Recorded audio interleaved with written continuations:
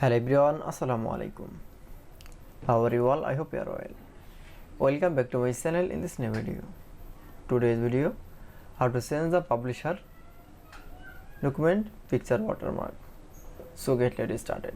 At first open your publisher document. In this video, now you can see change the publisher picture watermark. Now then you can see is the picture watermark. This picture watermark is the sense the others picture. Now going to the home behavior option, then click for a master page option. Now select from picture. Now this picture from remove. Now keyboard press from delete option. Then you can see now going to the insert one option, then click for a picture option. Now select from another picture.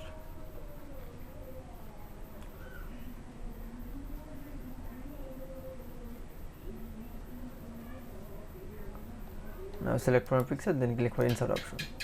That is. Now you can see. Now this is your picture. Then going to the picture format setting option. Then click for again picture option. The interface. Then select from transparency. Now keyboard press from 50%. Now okay. Then going to the close the master page. That is. Now you can see.